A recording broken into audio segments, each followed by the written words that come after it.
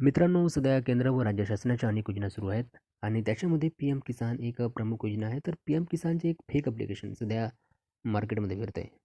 असे fake P M किसानचे application आपण मोबाईलवर डाउनलोड करू नका किंवा शेअर करू नका, असे आवाहन कृषी विभाग करू लागला आहे.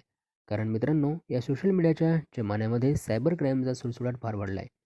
मागील काही दिवसापासून पी एम किसानच्या नावाने फेक ॲप्लिकेशन बनवून त्याची APK फाईल सोशल मीडियावरती शेअर केल्या जात आहे. तर सोशल मीडियावरून आपण कोणतेही ॲप इन्स्टॉल करू नये, APK फाईल विशेष करून, कारण त्याचे खाते हॅक करता त्याची माहिती समोर येते. त्यामुळे मित्रांनो, APK स्वरूपाची कोणतीही फाईल आपण इन्स्टॉल व डाउनलोड करू. माहिती आवडली असल्यास आपण चॅनलला सबस्क्राईब करा, कमेंट करा आणि शेअर करा. आपण नवीन माहिती घेत राहू. ठीक आहे ना? मित्रांनो, सध्या केंद्र व राज्य शासनाच्या अनेक योजना सुरू आहेत आणि त्याच्यामध्ये